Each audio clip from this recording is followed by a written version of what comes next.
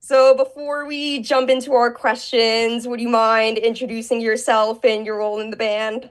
Sure, sure. My name's Tyler Shelton, and I do vocals for a band called Traitors. Nice. So, first of all, congratulations on the upcoming release of your newest album, Phobias, Thank coming you out very much. tomorrow. We're very excited. Yeah, So you've already dropped a few tracks now, and we'd love to hear more about them. So, what can you tell us about the songs you released so far from the album, and how do they fit into the overall theme or the vibe of the album? yeah. The songs we release now were kind of more like heavy, heavy right now. Obviously, it's metal, so it's all heavy to a standard. But I feel like I left most of like the long-term listen songs. I mean, for personal preference on the album for people to listen to. Uh, but the four songs that I released were some of my favorite like heavy, old school traders wise, but I definitely there's a lot more content for people to listen to. I didn't want to release all the songs at once or release all the songs on the album and then release the album where only like two people were gonna or two songs were gonna still be available. So there's like five extra songs starting. Honestly, it's the rollout is probably starting to happen right now for people who are overseas. So I'm sure by now some people on Spotify, or if you have a VPN and you really want to listen to it, I'm sure people are making their way. So I can't wait to see what people have to say about it. Nice. I've listened to all of the currently released tracks on the album so far. I love them all.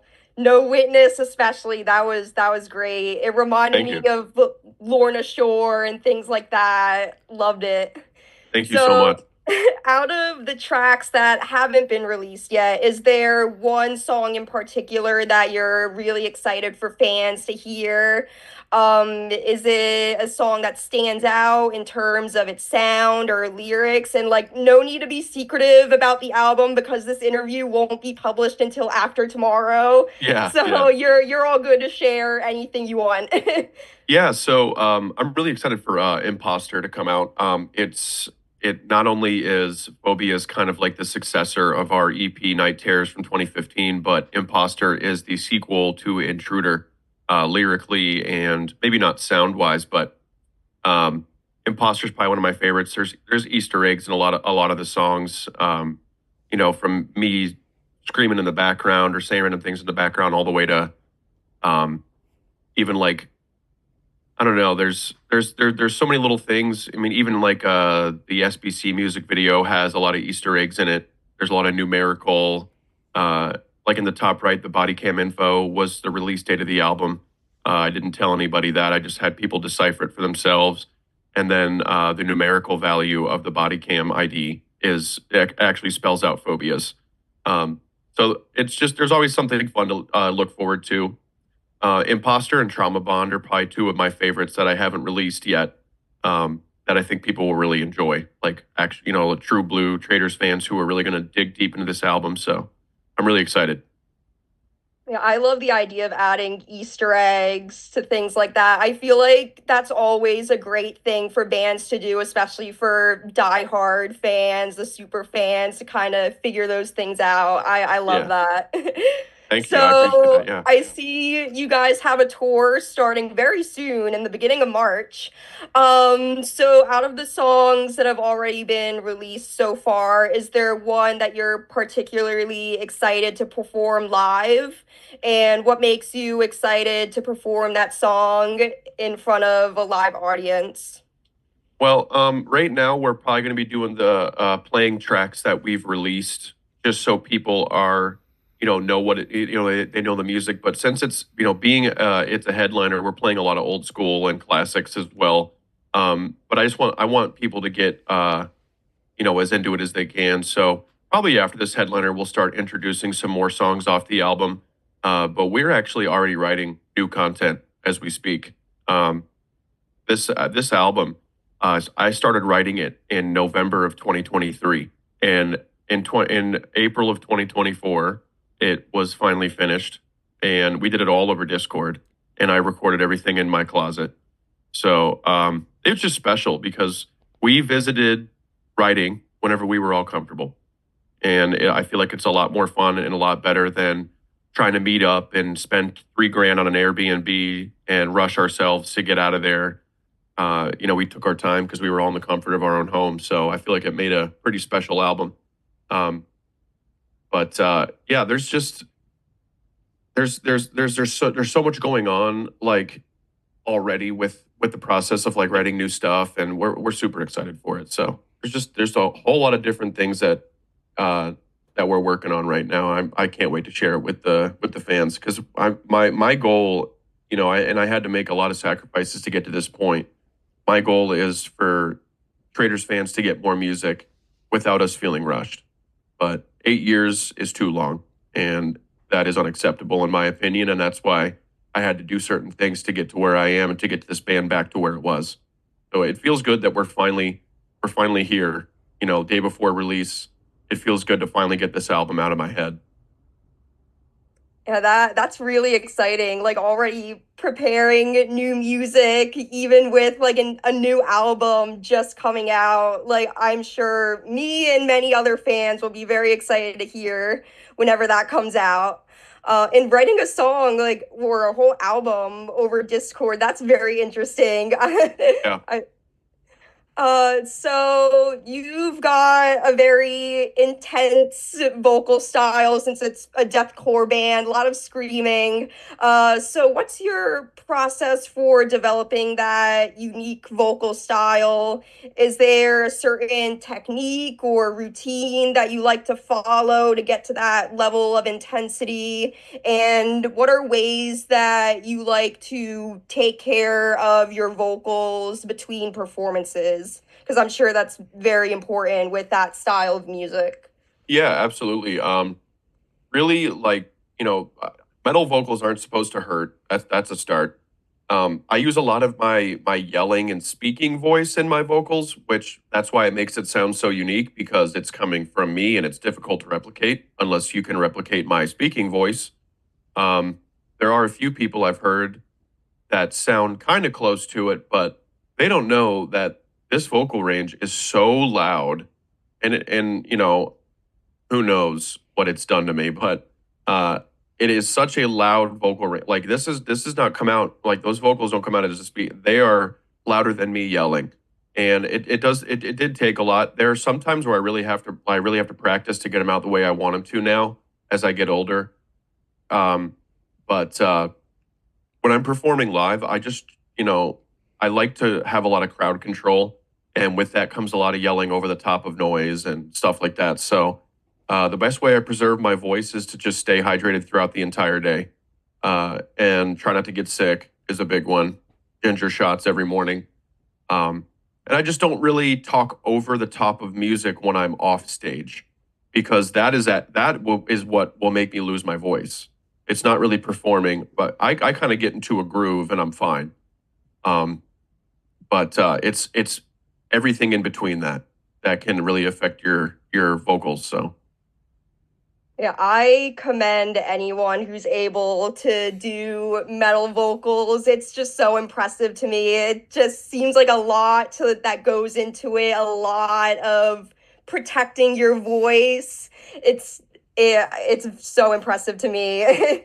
And speaking of vocals, are there any new vocal techniques you've been wanting to try? And are there any new vocal techniques that are on the new album?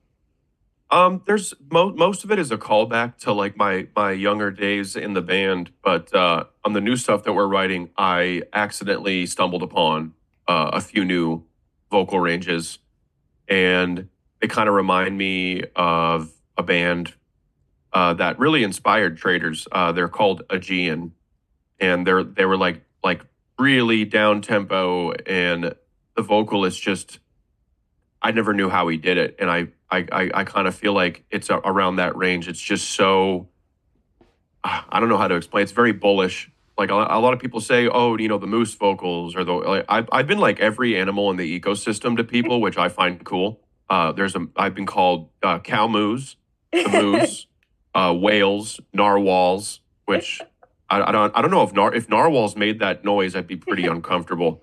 Um, but I've quite a diverse range of the ecosystem, and these ones, I guess, if I had to put it in a category, it would probably be a bull for the new ones. A little bit less voice, and I'll just like kind of like caveman-y. Like I'm almost like slack jawed when I do them. They come out very unique. I have never heard of narwhal vocals before. I don't even know what a narwhal sounds like, so Dude, I'm very I guess they sound like interested Tyler in Shelton, hearing I guess. that. So, when you approach songwriting, do the lyrics come first, or do you write the music first and then plan everything else around it, or the other way around? How do you approach that?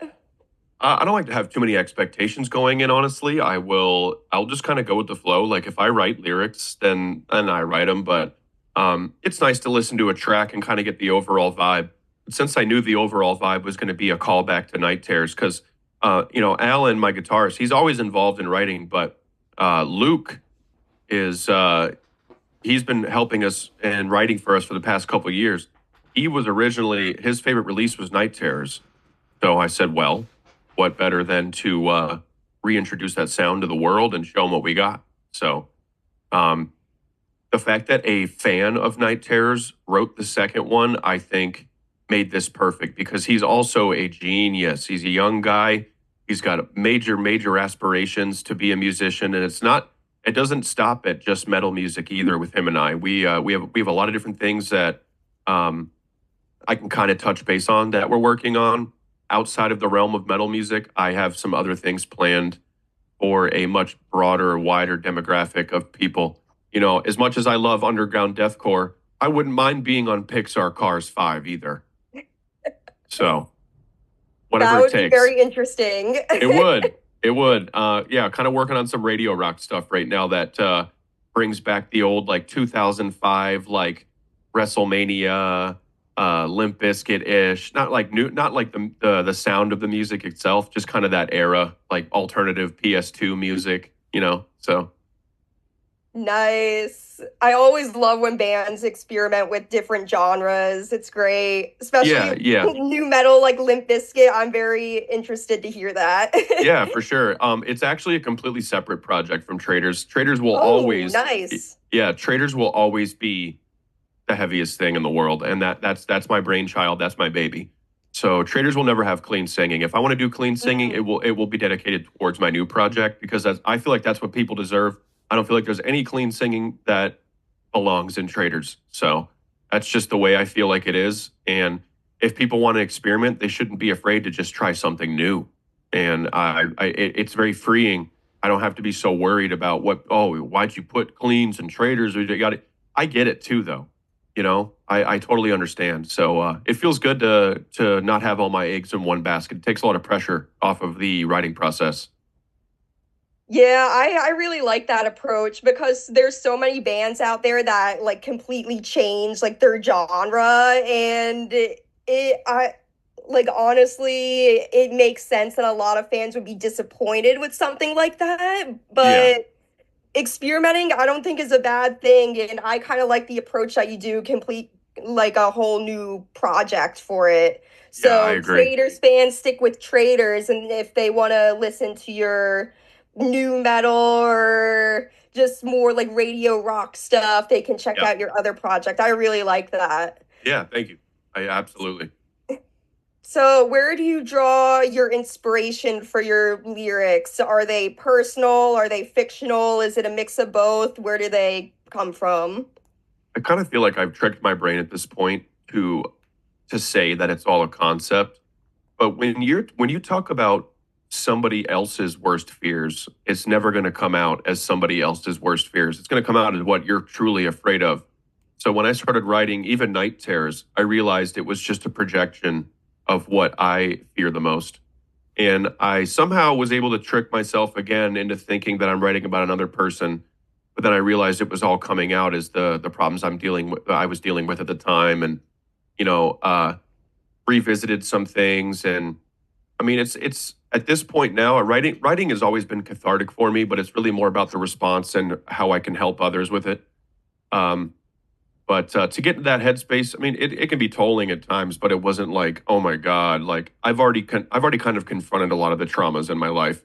I've dealt with a lot of things, you know, and I faced them head on, and I realized that that's kind of the only way is you can't just bury things and expect them.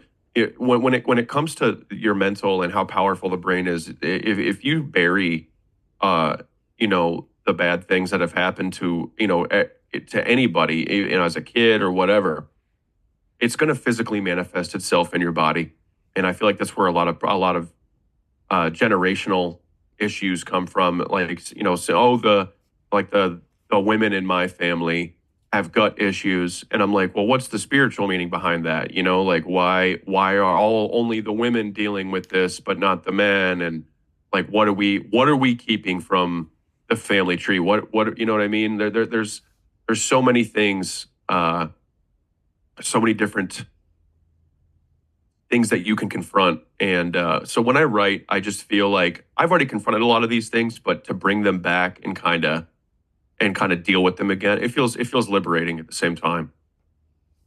Yeah, I love that. I feel like with songs like that, it can help people confront their fears themselves, and it can help people feel maybe less alone, knowing that someone else might be struggling with the same things.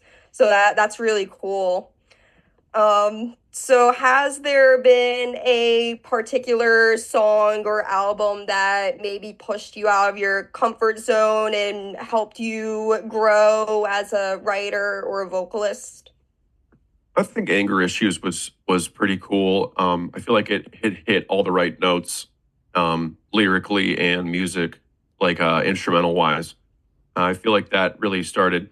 I mean, when I was younger too. I mean, the EP and the hate campaign. If you look back at some of those lyrics, they were so looked over because we were still becoming a, you know, still getting our momentum as a band, and there's so many insanely creative spots in those early lyrical years that really impacted my life. I feel like the hate campaign ultimately, I was like, all right, I'm a natural at this. You know, I should keep this type of writing going. So that's definitely where I feel like it really started to pick up momentum lyrically. Nice. So you talked about how you want Traders to be your absolute heaviest project, no clean vocals whatsoever. So what inspired you to kind of choose that style, to choose that heavy, like hardcore, deathcore sound? What drew you to that? I always liked over the top music. Ever since I was a child, you know, I would listen to really over the top like rap and hip hop stuff. I grew up to like inappropriate hip hop rap, not just like Outkast or like them saying the F word. It was more like Two Live Crew and Splack Pack talking about people shaking ass and beating each other up, and I loved it. I loved that. I love Wu Tang. Um, I loved really dark rap hip hop like the Gravediggers, which is the RZA's one of his original projects from Wu Tang. And I just always loved over the top music. 2011 comes around, you know, and then Infinite Annihilator comes out. I'm like, how can I do this, but the polar opposite? And I'm like, well, I could be, you know, our slowest song when that and on that EP is like 55 beats per minute, and it is like it is less than one note a second. Wow. And yeah, and I just figured the more over the top, the better. And I feel like people really gravitated towards it because I was just having fun. When Traders was first presented to me, it was a normal tempo, and I literally said, "Cut it in half." And they're like, "You're joking." I'm like, "No, cut it in half. Let's take that drum track you have and just slow it down to half." And that's kind of where the whole idea came from. Yeah, I love that approach. Like I feel like people are just naturally drawn to very over the top crazy things. Like that's just what gets attention. So Yeah. I love that. So, how do you feel about the evolution of the metal scene in recent years? Like, you've been in this band since 2015, so how have you seen the metal scene kind of evolve over those years, and how do you think it will continue to evolve? Yeah, so I mean, just seeing these bands on TV and get nominated for huge rewards and the genre finally opening up to the world, I feel like is incredible. I actually started Traders in 2013 and I was 22 years old.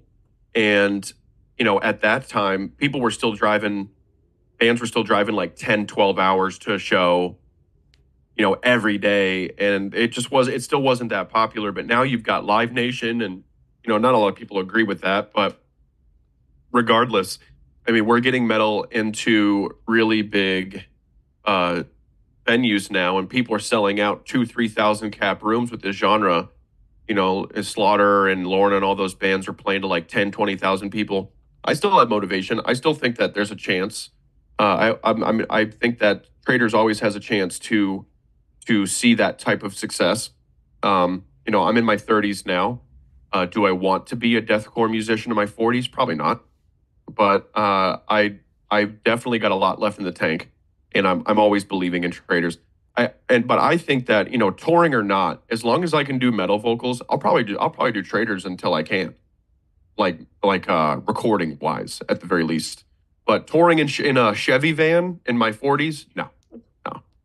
I've accepted that that is a big no. So Valid. But yeah, I totally agree with how it seems heavier music is becoming a lot more popular these days. Like Knocked Loose, like a hardcore band played on Jimmy Kimmel like yeah, last month.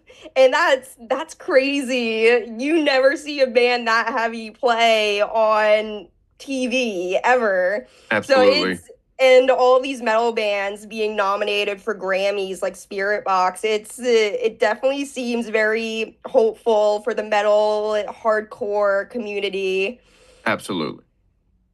Oh, I agree. So congratulations on the amazing news that you will be playing at Warped Tour Orlando. Yeah. So how does it feel to be a part of this huge thing?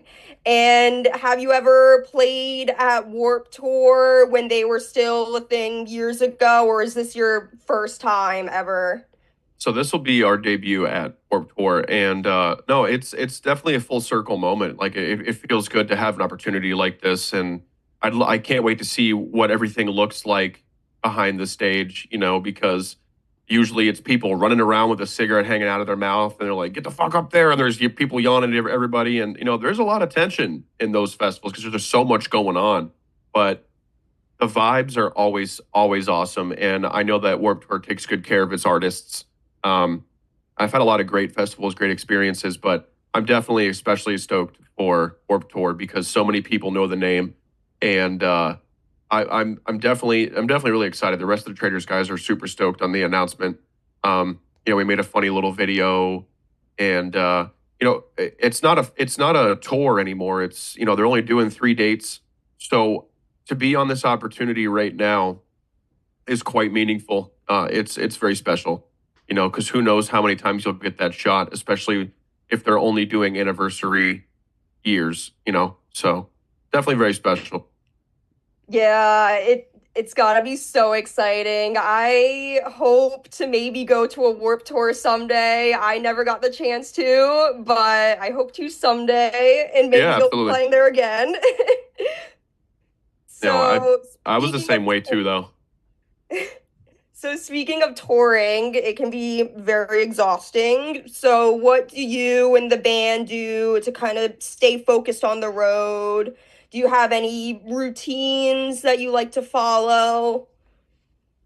Yeah, so since we're still in a van touring that we don't rent, it kind of frees up a budget to get hotels and just stay relaxed. And I think showers are super important whether you stink or not because they help you with the energy, getting a good night's sleep. I think that if people sleep with in a van and they sleep with it off, that they are fucking psychopaths. I think that it keeping the van on and a little bit of wear and tear is far better than the whole band recirculating the air and just breathing in each other's snores and getting sick. Oh Oh. yeah. Oh yeah. Oh, that's Oh, that's real. bad. It is very bad. And I think that people just need to start idling their vans and just getting some fresh air in there because that is so gross. I am not breathing in your foot cheese for 6 hours to 8 hours straight. And then you wake up and you want to wring everybody's neck out because it's dude, oh my God. I could never. I'm just like, fuck it. Just just let the van run itself into the ground. I'd rather it be that than get sick off of other people's breath.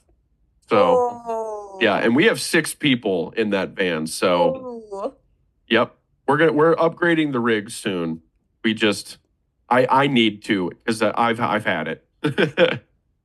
Yeah, it definitely seems like touring has its pros and cons. Like, I would love to be able to visit like a bunch of states, different cities or countries, but being cramped in a van like that with so many people, I don't know if I Yeah. could take it. No, it can be rough. You definitely need your space, and you need your space to be respected as well. We Absolutely. have a good synergy with our band, so that happens quite often. We're all pretty good with each other. So Nice. So, speaking of touring, is there a specific state or city that you're really excited to visit on your upcoming tour? And is there a particular state or venue or city that's really special to you that you visited on past tours? I mean, I've always loved the Midwest and the East Coast. I feel like they're very supportive. And I still have love for the West Coast. It's so much dangerous driving on top of bar drives, on top of like a lot of people can be kind of teeter-tottery on, oh, I'll catch them next time. But for some reason in the Midwest and the East Coast, and you're only driving like sometimes like 2 to 5 hours a day rather than 8 to 12 hours a day out in the West Coast, you are packing shows out and it's a lot easier to do over there, I feel. But once you start going out west a little bit, it's just so much driving and it can be a little bit tougher to get people in there. Yeah, I just about the East Coast, as someone who lives in Philly, definitely watch out for the potholes and bad drivers. I've lived in both Yeah. New York and Philly, lots of bad drivers. Yeah, absolutely. Thankfully on this tour, um, getting into the New York City can be a real bitch and a half, especially with the Oh, trailer. absolutely. Yeah. Yeah, so shout out to Brooklyn for always hosting us, but this time I think we're going to Albany or Buffalo instead of Mm. Brooklyn.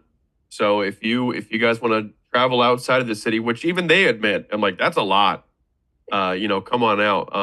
One of my favorite venues is actually Reverb in Reading, PA.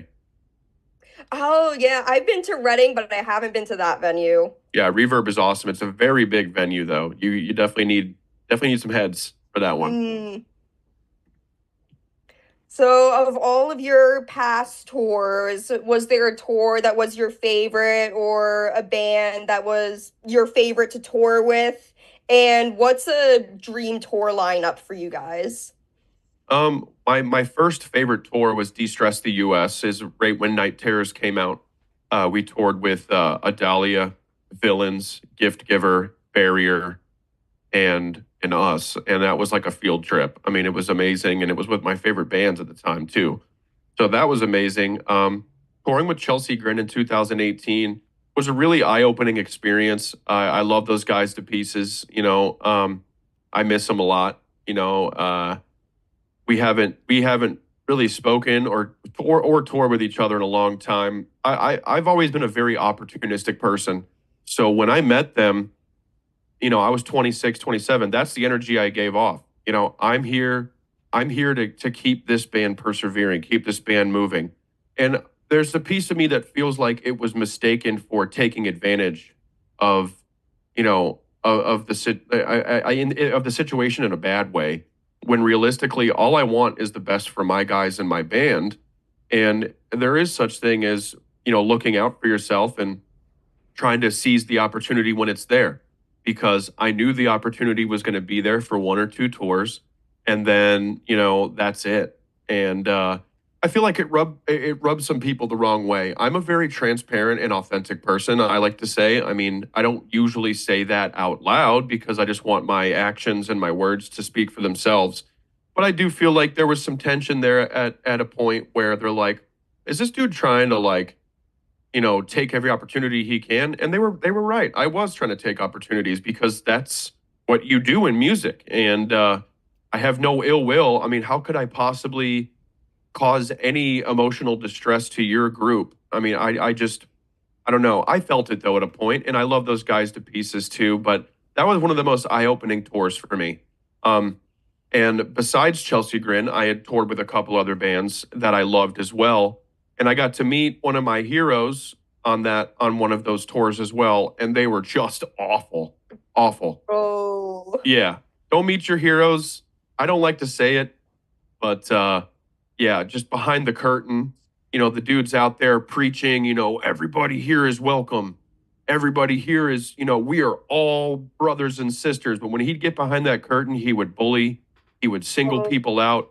It's like everybody's welcome except for your band, except for your music, except for, and they're all, we're just kidding around. It's like the band, which I'm obviously not going to name drop anybody, and it was not Chelsea Grin either. Those guys are awesome.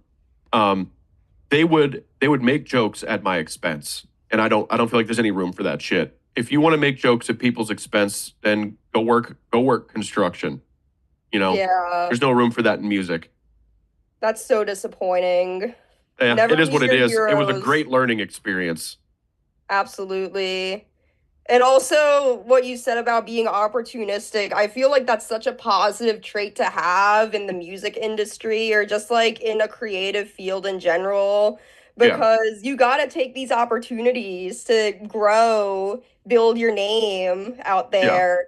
So I feel like that's something that should not be looked down upon. yeah, absolutely. So, do you have a favorite song from your discography and what does it mean for you? That's honestly a pretty tough question. There's so many that I love, but um, I mean, I usually my favorites come with what I released the most recently because it's like still so fresh in my brain. I really like Imposter and Trauma Bond from the new album. Um, they just come from a special place, and they have, like I said, they have a lot of Easter eggs in them. So it kind of goes back to our earlier question too. Like I just really love those songs because they're current and they kind of represent the headspace I was in at the time. Can't wait to hear them tomorrow. Yeah, honestly, I'm surprised. I thought they typically send you guys the whole album. Yeah, they just sent us the No Witness music video. That was it. We did not listen to the Man, album. what the hell? You guys were Uh, supposed to I'm pretty sure you guys were supposed to get an exclusive listen, so not fair. it really Well, is not. at least we're only a couple hours away. True. So Not now too it's far away from us. yeah. So, outside of music, what other passions or hobbies do you have that help you stay inspired for your band? I just like to hang out with my friends. Like I flew out to LA recently and hung out with Taylor Barber. He's in Left to Suffer. Hmm. Hung out with him, met all of his friends. That was awesome. I love to camp a lot. I like to go camping. Probably one of my favorite things to do. But I'm quite an introvert at home because when I'm out for 6 weeks, all I want to do is be at home and sleep. So I like to play games and get on Discord and hang out with my friends as well. Pretty simple guy. Nice. So, before we finish the interview today, I'd like to ask some not so serious questions. Sure. So, if you weren't in a band, what do you think you would be doing instead? Probably a private chef or catering, like private catering for events. I Nice. really like culinary, but I also would have loved to be a in the wrestling industry as well, be it a manager or an athlete. Those guys are incredibly athletic, so probably manager. where there's a wrestler who like isn't really good behind the mic, so they just have me standing behind him and talking all the shit. I can do that, no problem. Being a private chef, that's very interesting. What kind of food do you like to cook? Well, my lady's vegetarian, so I make a lot of things from scratch. I make a lot of fresh ingredient stuff, which has actually made me a better cook. Um, Nice. I'm vegan, so I get that. yeah, yeah. So and I always try it. I'm still not a big fan of tofu, but I can make it taste good. She gets these steaks that are made from mushroom root, and I'm Oh, like, I've heard of those. yeah, Yeah. and I'm like, well, I love mushrooms, and I know now that it's not supposed to taste like, the goal is for it to not for it to taste like meat exactly, anyways. But Yeah. I made her that mushroom root steak as if I would make a regular steak. I seared it really hot, and then I basted it in butter, and then I put some rosemary and thyme on it, and then I let it rest for 10 minutes, and they're incredible. I already love mushrooms, Nice. but I highly recommend those to anybody who's vegetarian or vegan. They're very very easy to cook, and they're really good. That sounds so good. Yeah. And what is your favorite guilty pleasure artist to listen to? Honestly, my relationship with music is so strange. There'll be some days where I just listen to like 90s techno, or like old house music, or like even like old video game stuff, or because like back in the 90s too, like PS1 games had wild like breakbeat techno stuff. I was like the Kool-Aid ADHD kid growing up, like Kool-Aid stained kid with the spiked hair, always like this, like yeah, like so. I would tech Kylie Minogue probably. Can't Get You Out of My Head was one of my favorites. Um, Paul Oakenfold, Swordfish, just random shit. Like especially growing up, my sisters had a lot of mixtapes and stuff like that laying around. So I have two sisters that are 13 years older than me, and I'm 32. So when Mm. I was 6, 7 years old, they were graduating high school, and I was listening to some crazy shit. Yeah, what you said about video game music, I totally get that because there are a lot of video games out there that have amazing soundtracks. Like, Yeah, they're I love to bangers. listen to video game music from time to time. Yeah, Like there's a lot of Fire love behind it. Emblem, if you've ever heard of that, their Yeah, music is so good. yeah, I know it, and it's crazy too. I used to collect a lot of games, and I know that the older Fire Emblem games are worth like a lot of money now. Yeah, So, but definitely. I love especially like what game is it? There's this really weird game for PlayStation called Einhander, and that had a really cool like industrial 90s techno soundtrack, and Streets of Rage for Sega Genesis had a really good soundtrack. Mm, Even Mortal Kombat had some cool ones. yeah. But yeah. Nice. So, to wrap this up, is there a message that you would like to share with your fans and musicians that are starting out in the scene? Yeah, I mean, I've said it quite a bit because I've had quite a lot of interviews this past month. But for bands that want to join this industry, it's a lot of work. But don't let it fool you. Don't let the people that have been doing it for as long as I have fool you. My time hasn't really come yet, and I feel like we're starting to manifest that. And I feel like I'm living in the moment where it's on its way. It's like I'm already in the moment, just so I can manifest the positivity for myself. You do not have to be a local band. Nobody said you did. You do not have to play your local area at all. If you want to be an online band until you get momentum, don't let anybody tell you differently. You join a digital service provider and just start cooking music and then start putting content to it.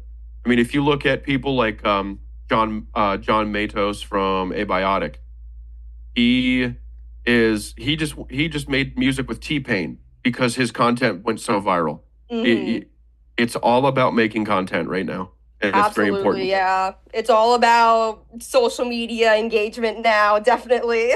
Yeah, especially TikTok, like, and Yeah. Instagram. I feel like Facebook is kind of dead now, uh, but it is good to see people growing in that sense. Yeah, always got to fight that algorithm trying to get your content out there, Yeah, definitely. Yeah, it's very tiresome sometimes, but it'll be there. So thank you, Tyler, for hanging out with us today and Yeah, getting to chat with us. I want to wish you and the band safe travels on your tour, and I hope to catch you guys in Philly in April. yeah, So absolutely. see ya. Yeah, see you later. Thank you Thanks for so having me much. so much. Yeah, absolutely. We'll see you soon. Have a good one, Yes. Tyler. Thank you. Yeah, see you guys. Thanks for having me on. Of course.